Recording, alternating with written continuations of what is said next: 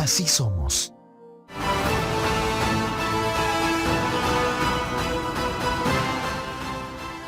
Ocho de la mañana, 8 de la noche con 5 minutos. Muchísimas gracias a toda la gente que nos está sintonizando. Como saben, esto es televisión en vivo, así que pues pedimos disculpas acá a toda la población. Seguimos con el presidente de la República. Presidente, buenas noches. Estamos en vivo para El Salvador. Buenas noches, Armando, mucho gusto. Bueno, hubo un problema al inicio. Escucho un pequeño eco, a mí no me molesta, pero no sé si tú y la televisión me escuchan bien. Lo escucho perfectamente. Presidente, le decía hace un par de... Si me permites un saludo nada más, un saludo a toda la teleaudiencia de Canal 10 y de este nuevo espacio informativo que creo que va a ser muy útil y va a venir a revolucionar la comunicación y la información en nuestro país. Por supuesto. Presidente, bienvenido. Hace un par de minutos le consultaba y le daba un poquito de contexto. El Salvador amaneció este martes con diversas protestas, algunas pues con golpes. Hubo bloqueos también en las calles a escala nacional, luego de 4 meses que el gobierno no paga el Fondo para el Desarrollo Económico y Social de los municipios, el famoso FODES. Ya son 4 meses. ¿Por qué no se le ha pagado, presidente? Sí, bueno, yo creo que hay que poner las cosas en contexto. El FODES siempre no es primera vez que se atrasa, de hecho se ha atrasado muchas veces. Ahí creo que la prensa tiene en sus archivos múltiples ocasiones que se atrasó el FODES, con la gran diferencia que antes no estábamos en una pandemia. En los gobiernos anteriores el FODES, que se atrasara el FODES era prácticamente era un hecho común y sin embargo no había una pandemia. En nuestro gobierno nosotros no atrasamos el FODES porque no sentimos que retener un dinero que debe de pasar a las municipalidades o a cualquier otra institución sea correcto. Lo que sucede en nuestro caso es de que estamos atravesando una pandemia.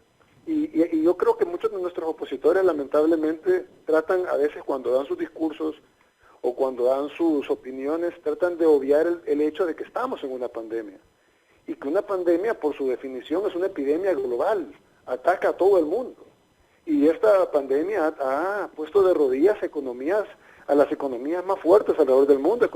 Las economías más grandes han perdido el 30-20% del PIB, Productos Internos Brutos que para El Salvador son insoñables, es decir, son trillones de dólares que se han perdido en la pandemia, y pensar que El Salvador va a estar exento de esa realidad es una ingenuidad. De hecho, nosotros se lo dijimos en abril, algo que probablemente la población no conoce, es que nosotros nos reunimos en abril con la banca, nos reunimos con la oposición política, en aquel tiempo, y incluso lo dije en una cadena, nos reunimos con la Sala de lo Constitucional, con el Fiscal General de la República, con la Embajada de Estados Unidos por la cercanía y la importancia que tiene Estados Unidos con El Salvador, nos reunimos con la empresa privada, en aquel tiempo el presidente de la NEP era Luis Cardenal, les planteamos que El Salvador iba a entrar en 4 crisis diferentes. Eso fue en abril, 4 crisis, fuera de la más importante que nosotros lo dijimos en cadena, que era la vida de los salvadoreños y la salud.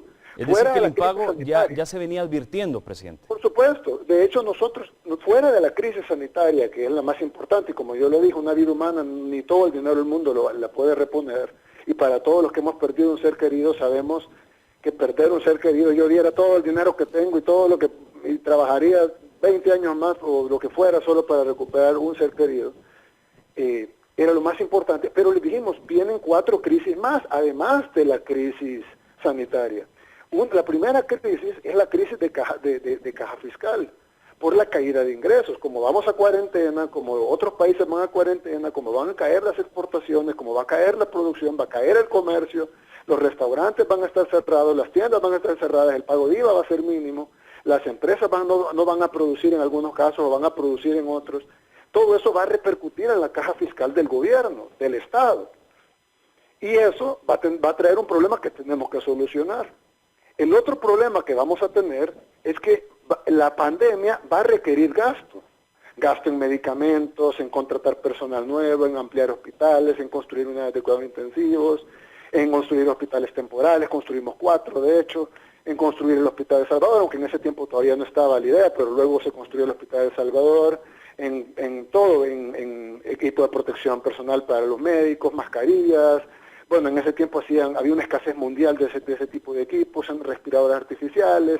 bueno, en fin, iba a traer un gasto en aquel tiempo, centros de cuarentena, alimentación para toda esa gente, etcétera. Va a venir otra crisis que es la necesidad de recursos para poder hacerle frente a la pandemia de la mejor manera posible. Y ojo, El Salvador ha sido uno de los países que mejor le ha hecho frente a la pandemia en el mundo. Algo que yo creo que nunca habíamos dicho. El Salvador es uno de los mejores países en el mundo en hacer algo y menos de salud. En este caso, El Salvador ha sido uno de los mejores países en el mundo en el manejo de la pandemia y definitivamente el mejor de la región. Y eso, los números ahí están. La tercera crisis, si me permitís la idea, Fernando, la tercera crisis que le dijimos que íbamos a tener, aparte de la sanitaria, la primera es la de caja fiscal, la segunda es de las erogaciones necesarias que había que hacer alimentos para la población, los $300, etcétera, y todo lo que te dije. La tercera era la crisis de las alcaldías. Las 262 alcaldías iban a tener una crisis similar a la del gobierno central por su bajada de ingresos, por el FODES, por la recaudación de ellos, por las tasas municipales que mucha gente no iba a poder pagar, por los impuestos municipales, etcétera. La recaudación, los permisos de construcción que se iban a caer, toda esta caja iba a haber una crisis en las alcaldías. Y la cuarta era la crisis de la empresa privada. Al hacer cuarentena y al hacer todo esto, iba a venir una crisis grande para la empresa privada, sobre todo la micro, pequeña y mediana empresa, que son las que menos capital tienen para enfrentarla. Entonces se decidió ahí aprobar dos préstamos o dos cupos de préstamo. Uno de 2.000 millones, que todo el mundo conoce, los famosos 2.000 millones del decreto 608, y otro de 1.000 millones. Los 2.000 millones primeros del decreto 608 eran para cubrir las primeras tres crisis: los gastos de la pandemia, la crisis de caja y la crisis de las alcaldías, que por eso se les puso el 30% de los 2.000 millones, o sea, 600 millones para las alcaldías, precisamente para cubrir todas estas crisis de las que estamos hablando ahorita. Y luego se aprobó el decreto 640, donde iban 1.000 millones que iban a ir para la empresa privada, el fideicomiso de 600 millones, 300 millones para los proveedores del Estado y 100 millones para los exportadores. Y en el fideicomiso iban 140 millones para subsidio de planillas, 100 millones para el sector informal y 360 millones para créditos al 3% con un año de gracia y plazos largos a las empresas para que se pudieran levantar. Ya lo teníamos claro en abril, se aprobó en marzo, ahí está la aprobación, ahí está el decreto, en el mismo decreto dice para qué está destinado el dinero. ¿Y qué pasó? Lo detuvieron, no lo aprobaban pero no lo ratificaban pero no lo asignaban, y el día de hoy todavía saben cuando dicen, no nos han dado un centavo por la partida por la mitad. Claro, cuando yo dije no nos han dado un centavo por partida por la mitad, era cuando no nos habían dado un centavo por la mitad. Ahora, ¿qué le han dado al Estado? Al Estado le han dado 300 millones al gobierno. ¿Por qué? Porque se aprobó un préstamo del Fondo Monetario Internacional de 389 millones, de los cuales se le dieron 116.7 millones a las alcaldías, 53 millones al Fondo de Emergencia, y 219 millones al gobierno. Luego se aprobó un préstamo al Banco Mundial de 20 millones para salud, y luego se aprobó el préstamo famoso del BID, que casi se pierde, y que luego ellos lo asignaron, de los 250, solo asignaron 197 millones, de los cuales 75 son para las alcaldías, 52 para los veteranos, 55 para Fomilenios, y para el gobierno de El Salvador, de esos 250, que solo asignaron 197, únicamente de esos 197 solo le dieron 15.4 millones, que son los salarios del Hospital de El Salvador, ni siquiera insumos médicos, alimentación. O sea, ahí es como que los pacientes no necesitaran oxígeno, no necesitaran medicamentos, no se comprara jeringas, no se comprara comida, no se comprara desinfectante, no se pagara un recibo de luz, no, solamente los salarios del Hospital de El Salvador. 15 millones de 250, eso es lo que recibió el gobierno. Entonces ahora quieren que el gobierno venga de los 15 millones que nos dieron para el Hospital de El Salvador, que tengamos y paguemos 4 meses de FODES para sus alcaldes. Presidente, entonces, sí. Estaríamos hablando entonces que el problema es porque la Asamblea está entrampando los préstamos. Correcto, es que es una estrategia bien sencilla, que ellos quieren hacer y que pues nosotros tenemos que, por la responsabilidad que tenemos con el pueblo salvadoreño, no podemos permitirla hasta donde nosotros tengamos la capacidad de no permitirla. La estrategia de ellos es muy sencilla. Ellos lo que quieren es ahogar la caja del Estado, decir, bueno, no hay, este préstamo no se va a aprobar, este préstamo no se va a asignar, este se va a asignar, pero se va a asignar diferente como el presidente o como el gobierno lo quiere. Lo vamos a hacer así, así. Y al final, entonces, ellos quieren generar una crisis de caja. El gobierno obviamente recibe ingresos, pocos, no los que esperábamos. La gente sabe que la economía se ha deprimido, cualquier empresario te lo puede decir, un microempresario, cualquier dueño de restaurante te va a decir, tengo menos clientes, por ende pago menos IVA, pago menos pago a cuentas, normal, es lo lógico para ellos y para el país, que a todos nos está afectando. Presidente, sin embargo, ¿ustedes no creen que esto sería también un entrampamiento para las alcaldías, ya que ellos necesitan eso para hacer diferentes proyectos que han quedado a media o a punto de iniciar para cambiar la vida de la gente? Lo que pasa, Armando, es que las decisiones tienen consecuencias. Tú no puedes pretender que vas a cerrar la válvula que le lleva agua al tanque de agua de la colonia y luego esperar de que el tanque, sin recibir agua de la tubería, reparta agua en la colonia. Entonces, ellos cierran la válvula de donde le entran recursos al Estado y luego pretenden que el Estado agarre agua de otro lado, que ellos tienen bloqueado, y que repartamos agua a los alcaldes. Entonces, te voy a dar el ejemplo del préstamo de 250 millones del BID, que ya lo expliqué, 197 fueron los que se asignaron, de los cuales 15 fueron para el gobierno, 15.4, que además son destinados a salarios del Hospital de Salvador, no es como que lo podamos ocupar por otra cosa. Y luego nos dicen, ahora páguenos el FODES. ¿Pero de dónde lo vamos a pagar? Si nosotros mismos dijimos, necesitamos 3.000 millones, no lo dijo el gobierno, ellos lo aceptaron, lo aprobaron con mayoría calificada. Habría que preguntar a los diputados por qué aprueban 3.000 millones con mayoría calificada y ¿Pero luego esto solo no le dan sería una 300 ilegalidad, millones? presidente? ¿El hecho de no pagarles? ¿No estaría Si cayendo fuera el no gobierno en una pagarles como una ilegalidad? vendetta, si fuera por no pagarles por una vendetta política, sí, claro. Pero cuando tú tenés una prioridad, un ejemplo, ahorita hay pacientes en las unidades de cuidados intensivos que están conectados a un respirador artificial y a un tanque de oxígeno. Si tú tenés que pagar la factura del tanque de oxígeno y tenés que pagar los viáticos de alguien, ¿qué vas a pagar primero? Vas a pagar primero el tanque de oxígeno. Y la gente lo ha visto, la atención en salud ahorita, en medio de la pandemia más grande que ha vivido el mundo en los últimos 100 años, es mejor que la atención de salud que había en los gobiernos anteriores sin pandemia.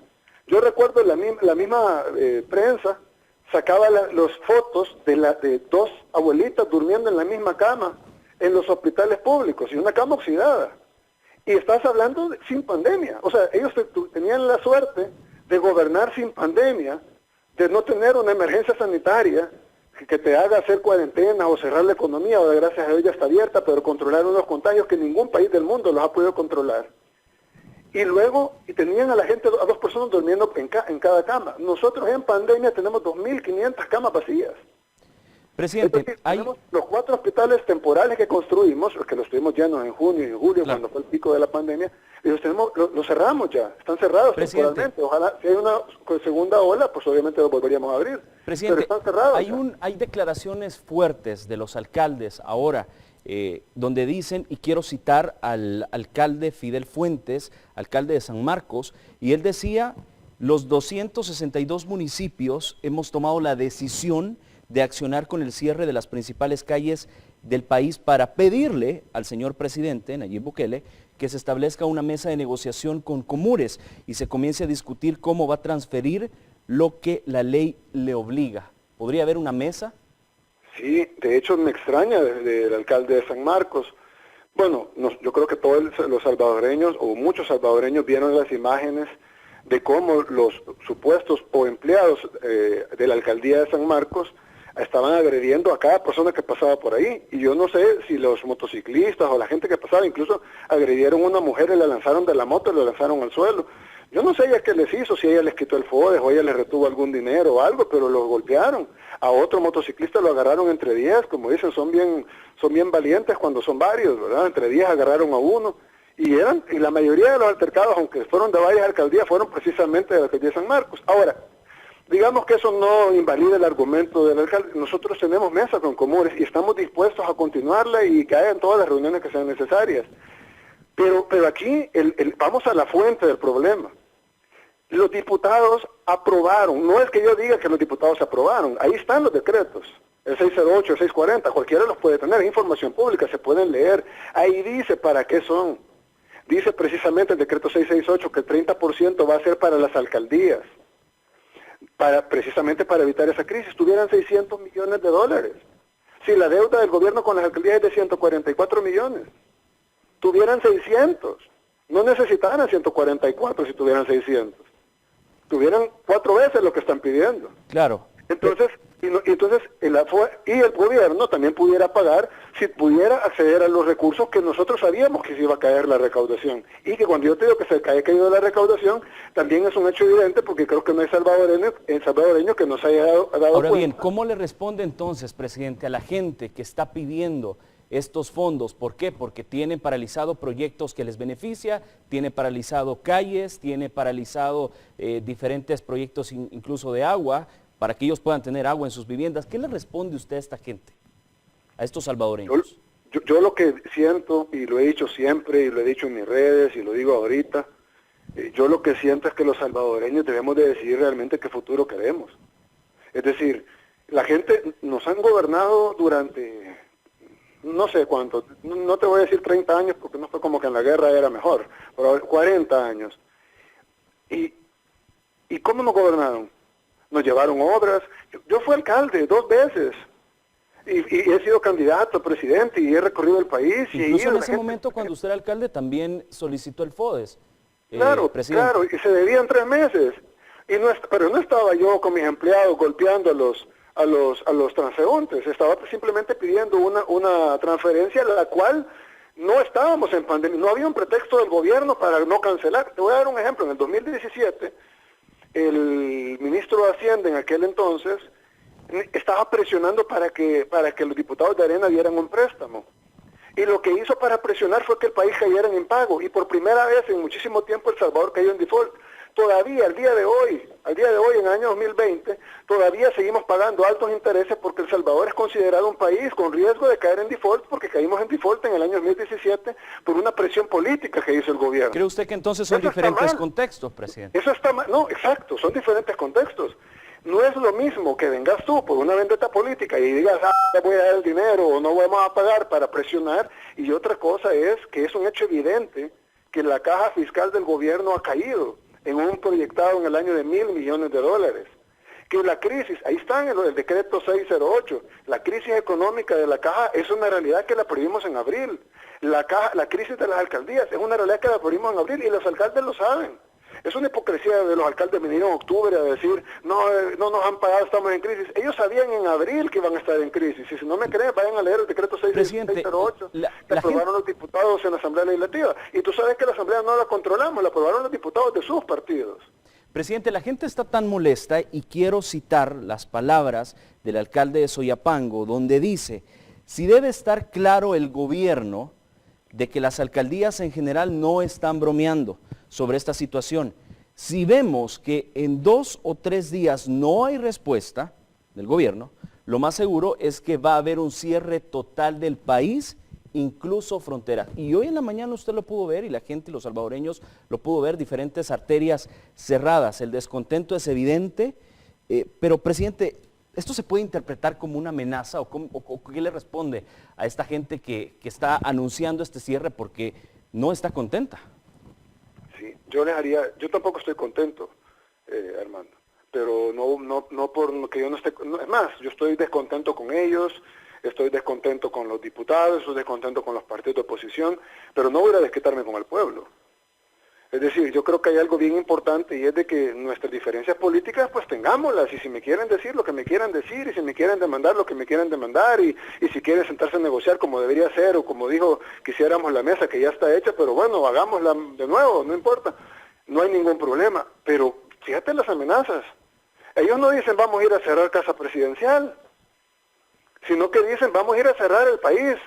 Pero yo no vivo en Chalatenango, yo no vivo en la frontera, yo no vivo en San Miguel, yo no vivo en el Boulevard del Ejército, ni paso por ahí, no tengo que ir ahí para ir a mi trabajo.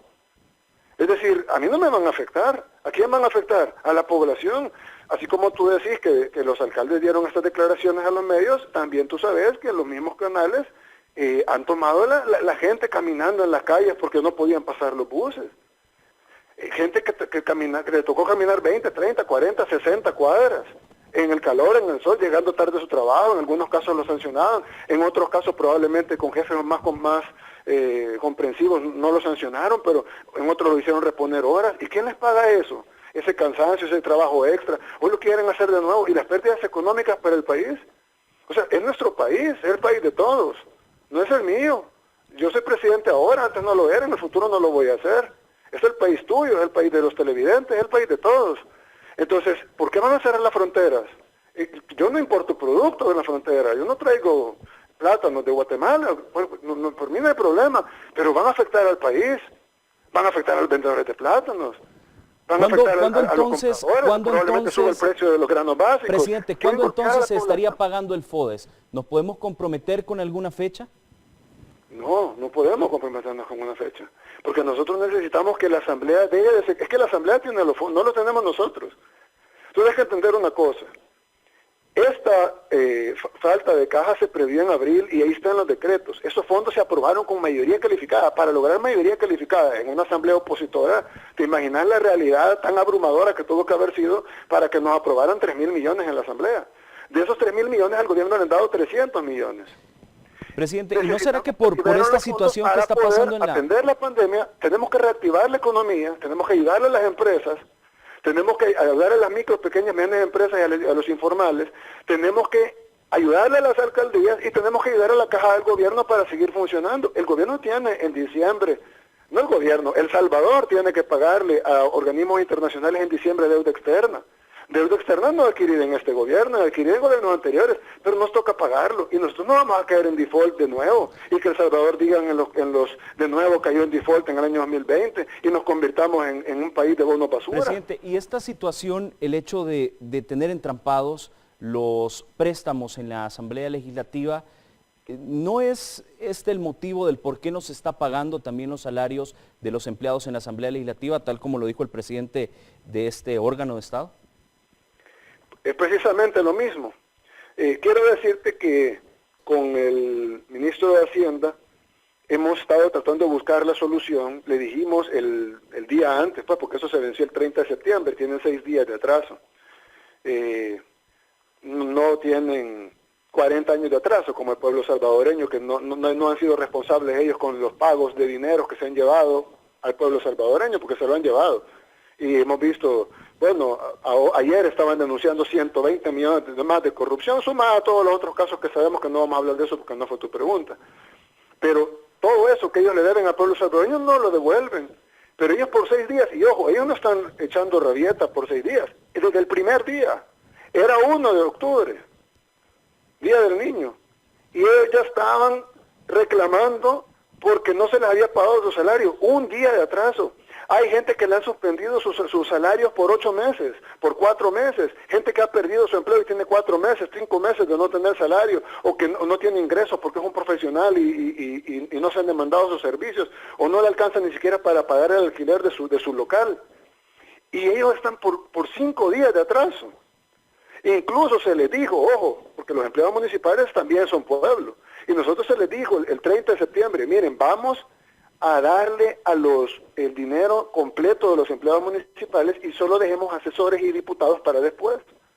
Entonces vino él y respondió de que no podían hacer eso porque habían proveedores también. Entonces le dijimos, bueno, hagamos una cosa, les vamos a pagar los salarios de todos los trabajadores. Ojo, cuando decimos todos los trabajadores incluye gerencia, directores, todos, no solo trabajadores de poco salario, no, todos los trabajadores, y todos los proveedores también, y solo dejemos pendiente diputados y asesores. Y empezaron a rabiar, que no, que es imposible, que ya no aguantan, que tienen hambre. Entonces, yo lo que siento, y al final vamos a solucionar y vamos a pagarle a los diputados también. Yo sé que probablemente la gente que me esté escuchando, diciendo, no, presidente, no les pague. Sí, pero no se trata de eso, vamos a pagarles también a los diputados. Que no se merezcan su salario, eso lo va a decir la gente el 28 de febrero, pero yo estoy obligado a pagárselos, o el gobierno está obligado a pagárselos. Pero... claro. Vamos a raspar cacerolas y les vamos a mandar sus salarios, pero que no piensen por un segundo que ellos van a ser más importantes que nuestros médicos, o que nuestras enfermeras, o que nuestros policías, o que nuestros soldados, o que nuestros maestros. Primero van ellos y después van los diputados, por una cuestión de prioridades. Pero ¿no sería mejor pagarle a todos?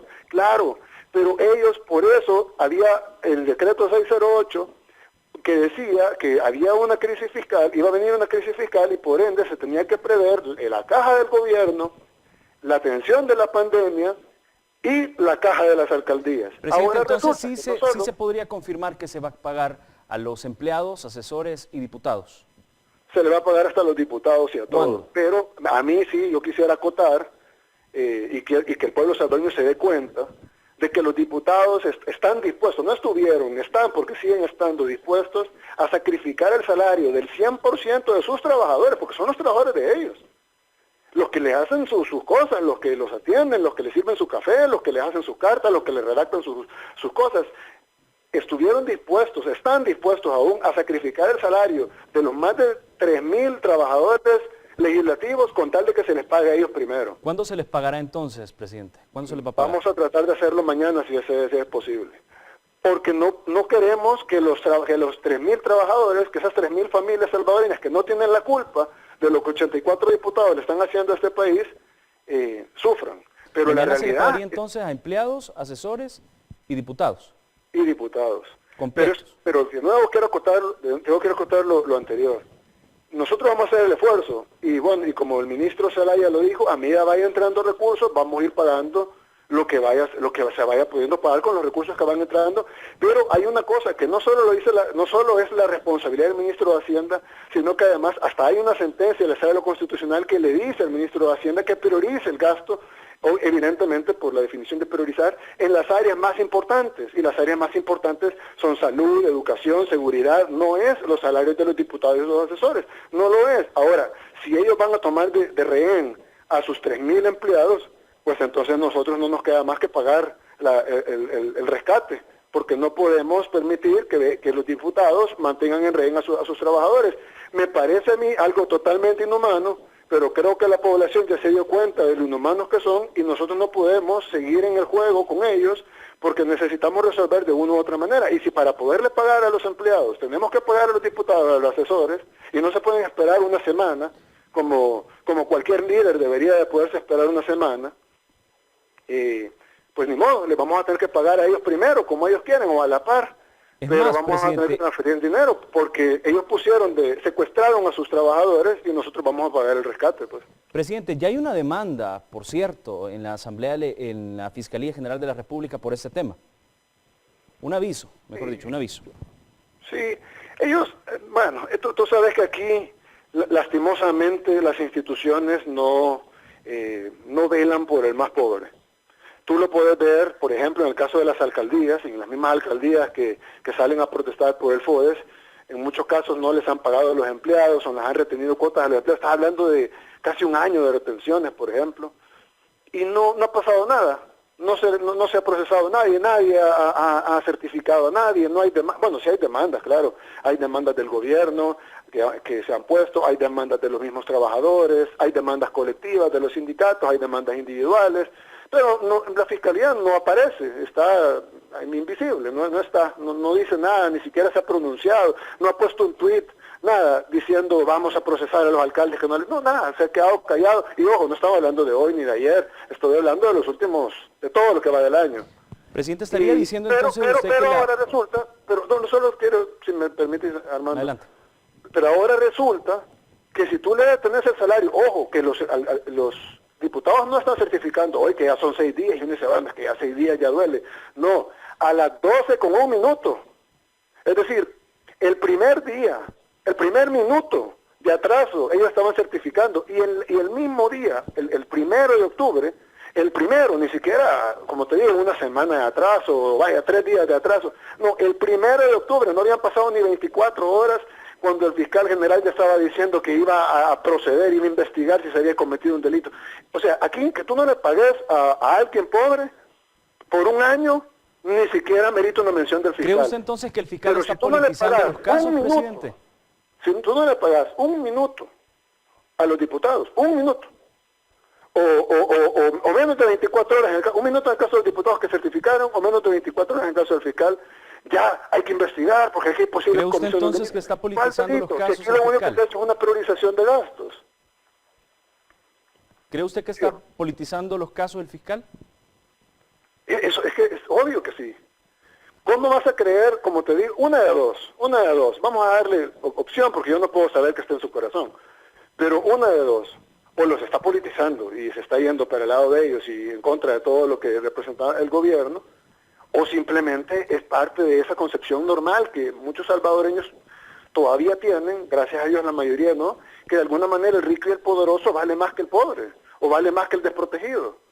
Hay una concepción que mucha gente la tiene, incluso gente buena.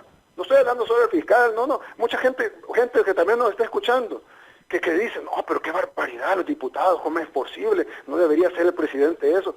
Pero, o sea, ¿por qué nos estremecemos tanto porque los diputados tengan 6 días sin recibir su salario? No vamos a llegar ni a la semana de atraso, porque les vamos a pagar antes de que se cumpla la semana. Presidente, pero ¿no cree que hay argumentos jurídicos para que estos sectores puedan presentar esta demanda?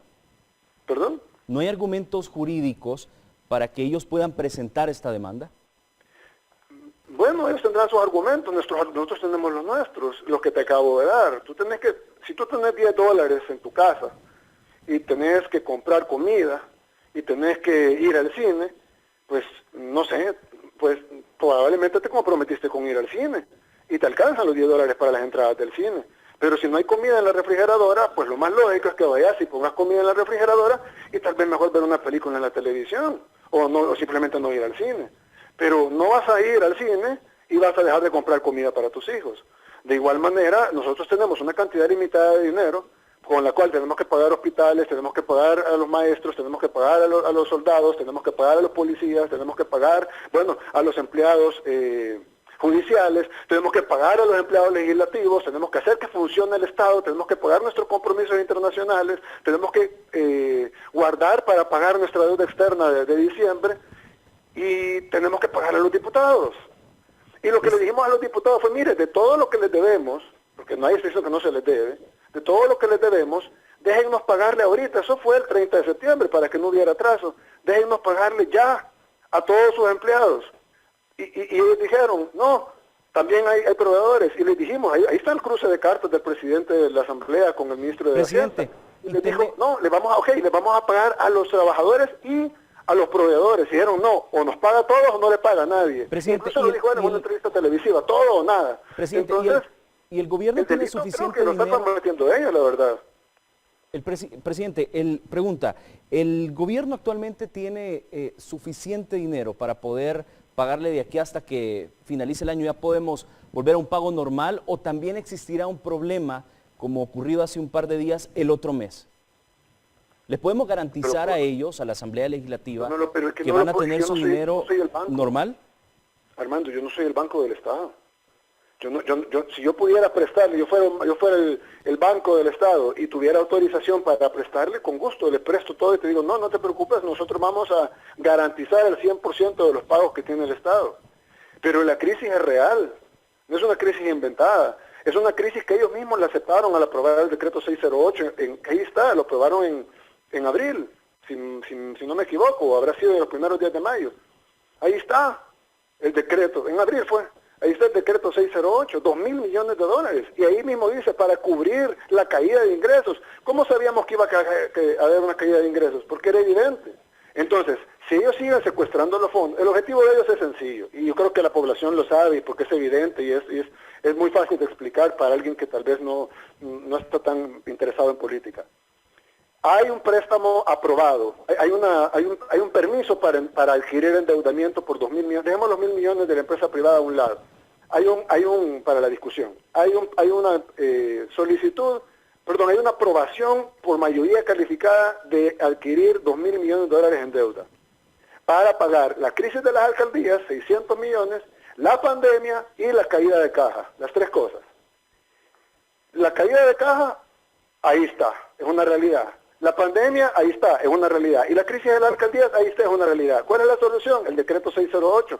Lo aprobaron ellos mismos. ¿Por qué no lo quieren aprobar ahora? ¿Qué cambió entre abril y octubre? Las elecciones. Su estrategia, ellos saben, ellos han visto las encuestas, tú las has visto también, muchos de los televidentes las han visto también. ¿Quiénes lo han dicho, saben que ya no los quieren, entonces ellos necesitan generar caos, trataron de generar un caos sanitario, un caos de salud pública. Gracias a Dios, gracias a nuestros doctores, a nuestros profesionales de primera línea, a nuestros trabajadores de la salud, no tenemos una crisis de salud pública, o al menos tenemos los mejores números, no solo de la región, sino uno de los mejores del mundo. Pero trataron de crear una crisis de salud pública, no una, 10 veces. Y ahora que no lo lograron, entonces trataron de crear una crisis económica, que esa sí la estamos viviendo y muchas familias la Es están decir, viviendo. sí existe una crisis económica y sí existe un problema fiscal en el gobierno. Por supuesto que sí, claro que sí. Y se puede resolver tan fácil como voluntad política. Porque ahí están los recursos, diferente fuera que no estuvieran. Para darte un ejemplo, el préstamo del BID, que solo asignaron 197 millones, no asignaron 53 millones que estamos pagando intereses. Hermano, estamos pagando intereses. El Salvador, el país, nosotros, nuestros hijos, están pagando intereses por un dinero que está calentándose en el Banco Central de Reserva. Porque ellos no lo quieren asignar. ¿Cómo es posible que estemos pagando intereses? Bueno, la calificación del país bajó. No mucho, pero no bajó la calificación, pero bajó la perspectiva de la calificación. ¿Por qué? Se vio el endeudamiento de los 3.000 millones. Es más, los que calculan el endeudamiento de El Salvador calculan como que ya nos endeudamos 3.000 millones. Pero el gobierno solo ha podido usar 300. Todo en la vida tiene pros y contras. Ahora bien, presidente, su Pero ¿cómo es posible que declaración... aquí paguemos el contra, que es la calificación de riesgo, los intereses, pero no tengamos el pro? Porque si tuviéramos los 3.000 millones, como dicen los dos decretos, el 608 y el 640, pudiéramos haber salido de la crisis económica y haber ayudado a las decenas de miles de empresas salvadoreñas que están pasando la malla, a los trabajadores de esas empresas y al sector informal, pudiéramos haber gestionado, no sé si podemos haber gestionado mejor la pandemia, pero por lo menos tuviéramos seguros los recursos para seguir gestionándola como la estamos gestionando. Las pruebas PCR tienen un costo, todo el equipo de protección tiene un costo, los medicamentos tienen un costo, cada unidad de cuidados intensivos tiene un costo, etcétera. Poder gestionar, seguir en la entrega de alimentos tiene un costo, poder seguir gestionando la pandemia tan bien o mejor si es posible, Dios nos ayude para hacerlo mejor todavía, y pudiéramos solucionar el problema de caja del Estado, que ahí lo dimensiona el decreto que ellos aprobaron, porque ellos sabían en abril que iba a pasar, y pudiéramos solucionar la crisis de las alcaldías, que sean lo que sean, hagan lo que hagan, no importa, que como ellos dicen, que el gobierno, ellos saben que no es así. Ellos saben que el gobierno se los dijo en marzo, pero, saben que el gobierno en abril, saben que sus propios diputados lo aprobaron y saben que eso está aprobado desde abril. ¿Por qué? Porque este problema existía. Presidente, el argumento de los diputados ha sido bien claro y es más que también por eso se quiere interpelar al ministro de Hacienda, Alejandro Zelaya, y es que ellos dicen que se necesita, y ya lo hicieron, crear una comisión para investigar el manejo de fondos y el financiamiento en la Asamblea, en el gobierno, por parte de la Asamblea Legislativa, en el marco de la pandemia. En realidad, el ministro no ha llegado porque no quiere rendir cuentas. ¿El gobierno no quiere rendir cuentas en la pandemia? El ministro lo citaron para el 30 de septiembre.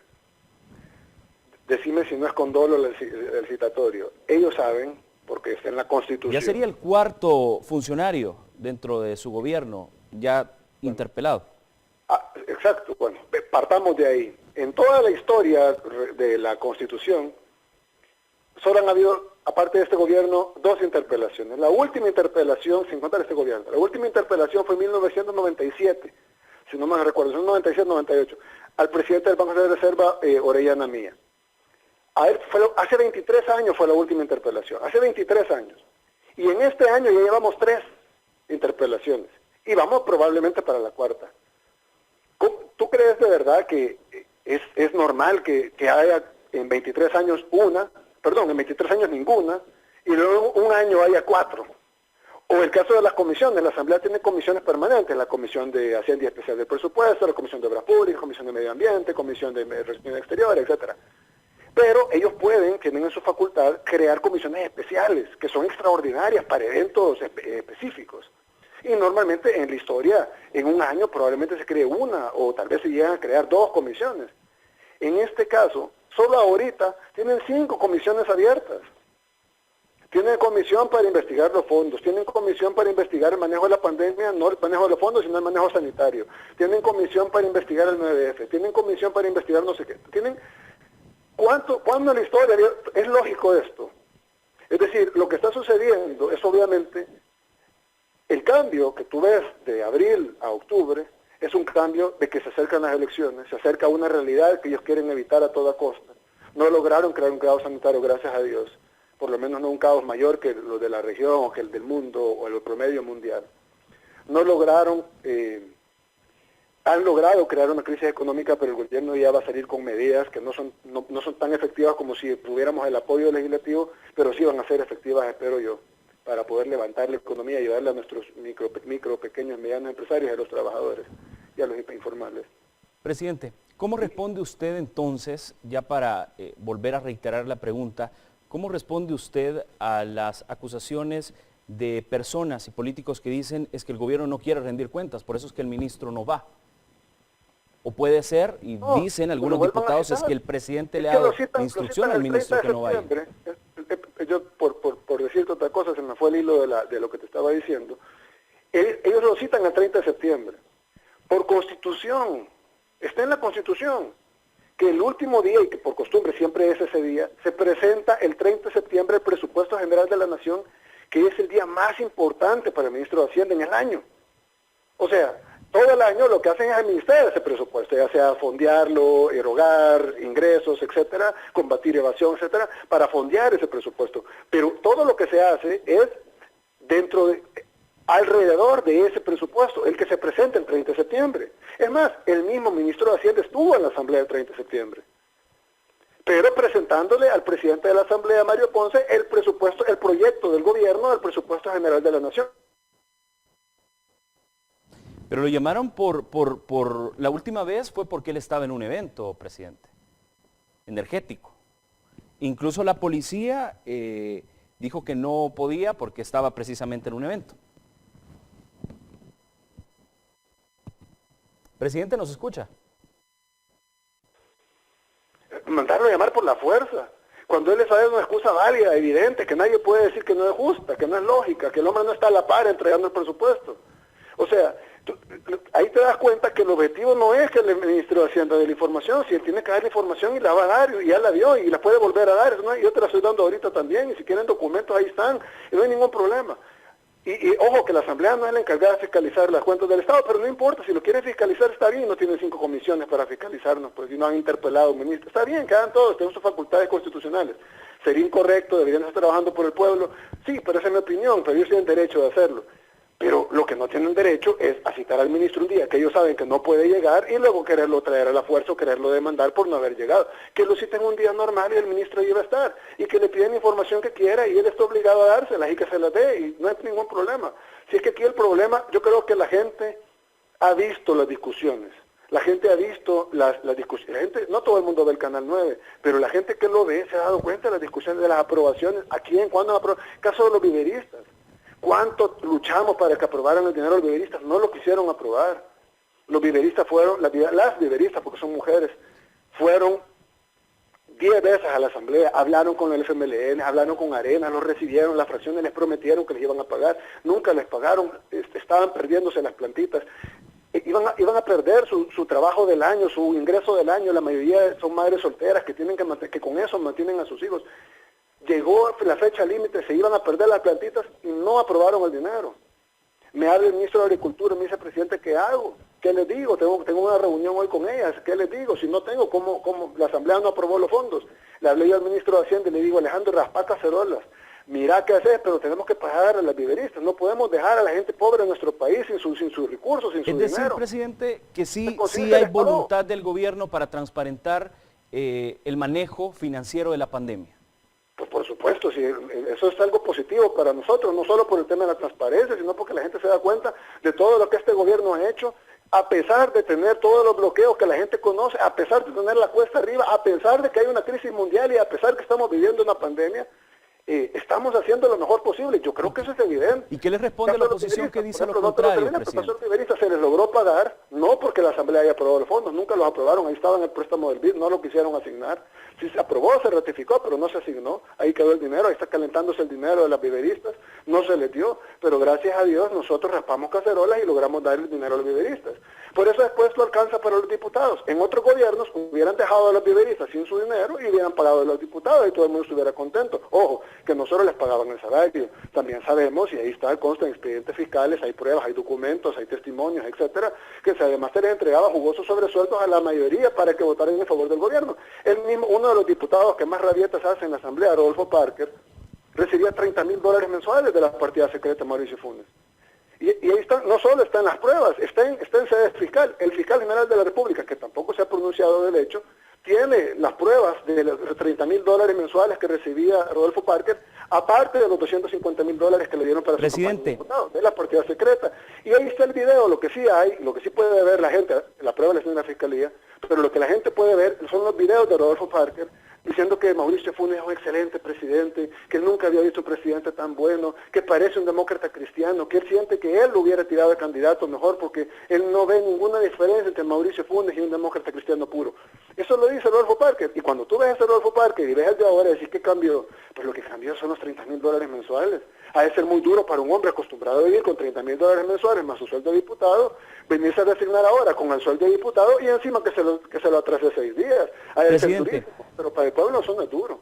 Presidente, la oposición, y voy a citar lo que dijo la diputada Cristina Cornejo del FMLN, el gobierno no quiere transparentar el manejo de la pandemia. En realidad es así, y lo cito porque ella se refirió precisamente a la posible interpelación de Alejandro Zelaya, ministro de Hacienda. ¿En realidad no quieren transparentar, tal como lo dice la oposición?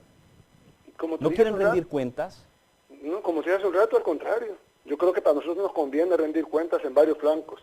Pero hasta el momento no se ha hecho, presidente. Tenemos, no solo por el hecho de la transparencia y porque digan que el gobierno es más transparente, sino que además el hecho de que la gente muchas veces la gente no se da cuenta de todo lo que el gobierno hace. Por ejemplo, en el caso de la pandemia, la gente ve el hospital de El Salvador, ve los hospitales temporales de Jiquilisco, etcétera, pero tal vez no ve cuánto costó tener los centros de cuarentena, por ejemplo. ¿Cuántos contagios prevenimos con las miles de personas que tuvimos en centros de cuarentena? Ojo, los centros de cuarentena en su mayoría eran hoteles. Alquilamos prácticamente el 100% de hoteles del país que quisieron alquilarse. Hubo algunos hoteles que no quisieron y tienen derecho. Pero la mayoría de hoteles del país, el 95% de hoteles del país, nos alquilaron para hacer centros de cuarentena. Y alquilamos el 95% de hoteles de nuestro país para mantener a la gente que venía de afuera y para que no saliera y no contagiara. Tenemos la cantidad de pruebas PCR, que son caras, más altas de la región. Todos los días estamos en un municipio diferente. Mañana, no sé si hoy estuvimos en Mexicanos o mañana vamos a estar en Mexicanos. Todos los días estamos en un municipio diferente, ¿perdón? Todos los días estamos en un municipio diferente haciendo pruebas PCR. Los médicos, hemos 3.000 plazas nuevas para médicos profesionales que ya estaban graduados en las universidades de nuestro país, de médicos, de enfermeras, de técnicos, de asistentes de enfermería, etcétera. Y no tenían empleo, o tenían un empleo que no era de su carrera.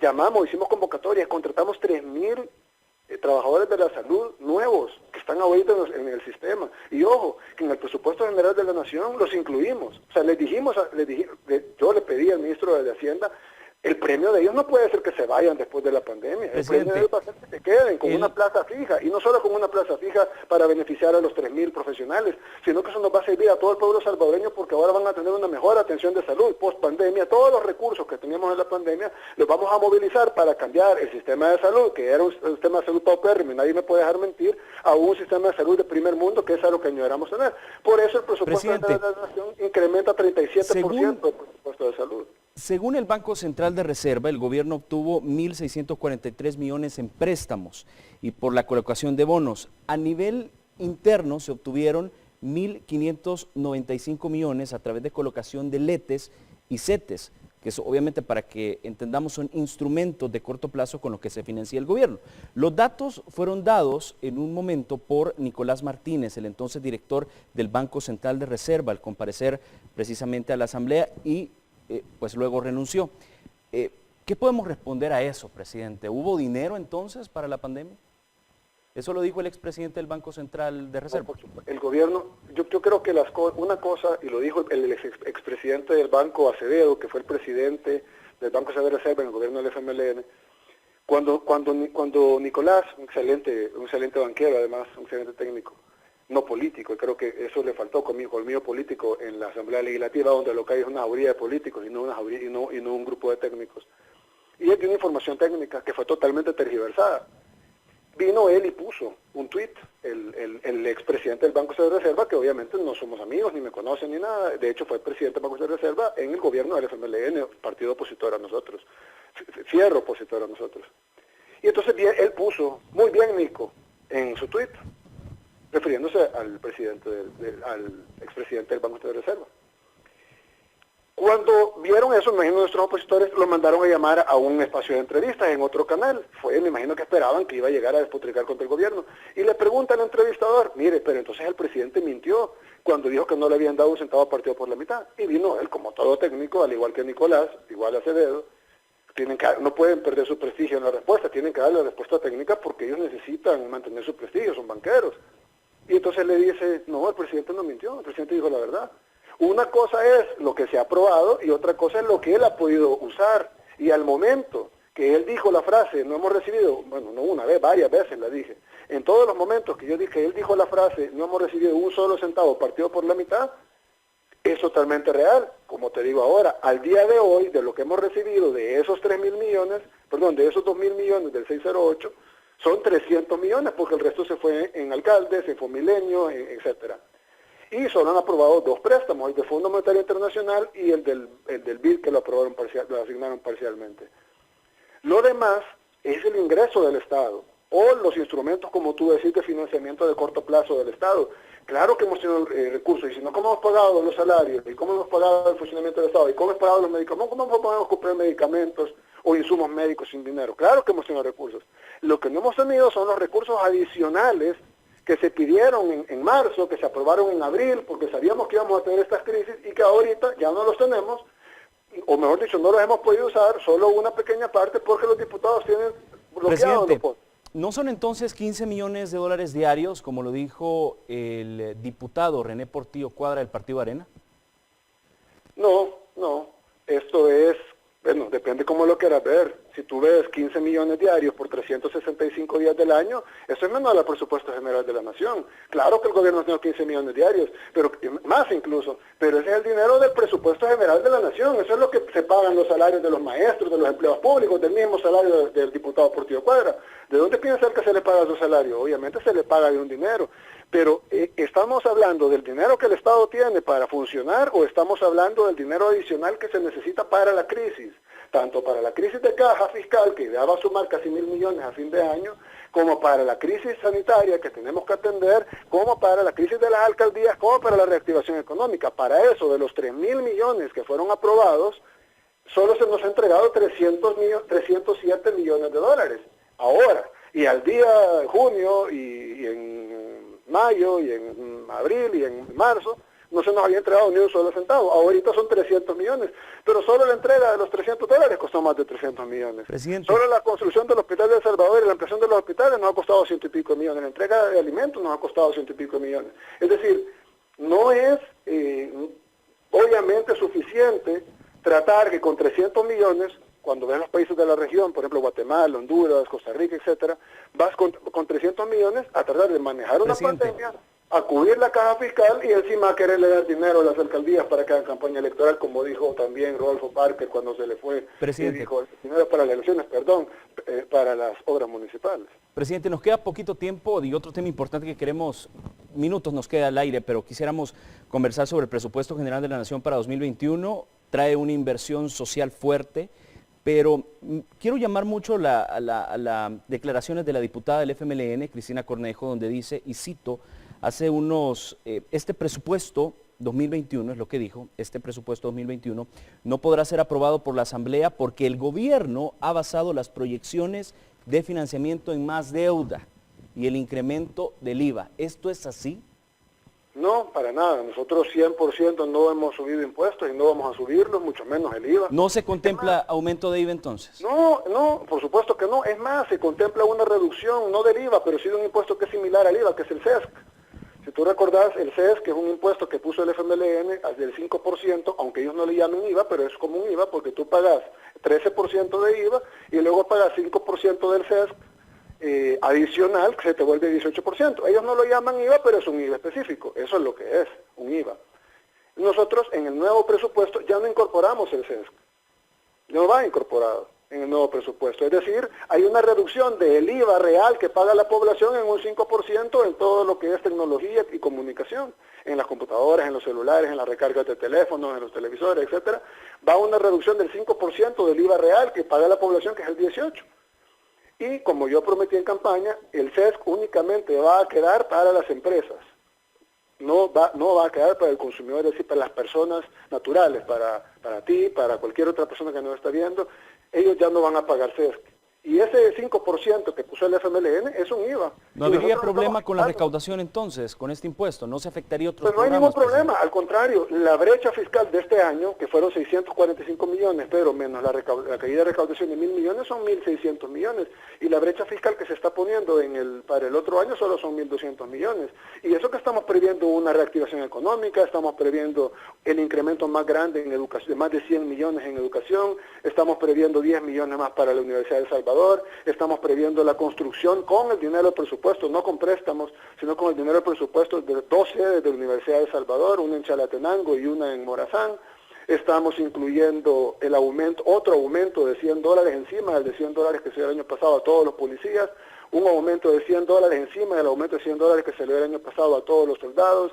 Estamos incluyendo un aumento de $100 a los 50.000 docentes de nuestro país, a los maestros. Estamos incluyendo el escalafón completo para todo el sector salud. Estamos equiparando los salarios de Fosalud a los salarios de todo el sistema de salud, que ellos tienen una desventaja. Les estamos equiparando sus salarios. Estamos contratando las 3.000 plazas temporales, las estamos poniendo permanentes. Mantenemos permanentes las plazas de los médicos residentes y en año social, que antes en los gobiernos anteriores durante 30 años jamás se les pagó. Estamos haciendo la inversión más grande en educación, estamos llevando, el presidente anterior, yo recuerdo porque yo estuve en la campaña con él y me arrepiento, pero yo creí que iba a ser un buen presidente. Él prometió, como era maestro, él prometió que iba a llevar al 6% la inversión en educación, el porcentaje del PIB. Y no solo no cumplió la promesa, sino que salió de presidente y dejó un porcentaje menor de lo que recibió de Mauricio Funes. Nosotros, en nuestro presupuesto de nuestro segundo año, lo estamos llevando al 5%. Nunca se había invertido 5%, y estamos invirtiendo 5%. No solo es el monto más alto, también es el porcentaje más alto. No es el 6% que añoramos, pero ya vamos cerca del 6%. Ya llegamos de un solo al 5%. Es la inversión más grande en educación. El presupuesto general de la nación lleva una computadora de verdad, no una limpita, ¿verdad? Lleva una computadora para cada niño y niña de nuestro país, una para cada uno. 1.2 millones de niños van a recibir una computadora de verdad, así una computadora completa, con conexión a internet. Va incluido en el presupuesto. Presidente. Entonces, cuando tú ves todas esas cosas, este presupuesto tiene una gran inversión social, por eso no les gusta, porque no hay ya reparto para ellos. Ya no hay sobresueldos, ya no hay partidas secretas como antes, sino que ahora lo que hay es inversión social, inversión en los niños, inversión en nuestros maestros, inversión en educación, en salud, en seguridad, en medio ambiente, vivienda, sí, en la diáspora, en mejorar los antes de finalizar, porque casi que se nos acaba el tiempo, pero solo nada más reiterar entonces, ¿solo va a pagar los empresarios el impuesto del SES? El impuesto del SES únicamente empresarios. Para las personas naturales y únicamente va a quedar para los empresarios, como yo lo prometí en campaña. De acuerdo. Va a haber una reducción del IVA real en tecnología. De acuerdo, 9:09 Presidente, de verdad queremos darle las gracias por su tiempo para la audiencia de Noticiero El Salvador en el espacio de la entrevista. Muchísimas gracias y esperemos que no sea la única vez que podamos tenerlo y muy pronto poderlo tenerlo acá en el set. Muchas gracias, Armando, y por la entrevista, preguntas muy pertinentes. Te agradezco y un saludo a toda la teleaudiencia y buenas noches al pueblo salvadoreño. Muchísimas gracias, presidente. Bien, así finalizamos. Como ustedes han visto, hemos hecho las preguntas que todos han querido hacerle al presidente. Hemos sido duros, hemos cuestionado algunos temas, así que podemos decir que somos un noticiero equilibrado. Somos una entrevista equilibrada y hemos hecho las preguntas que se debieron hacer. Muchísimas gracias a toda la audiencia. Nos vemos mañana a las 8 de la noche. Recuerden la emisión estelar a las 7. Nos vemos.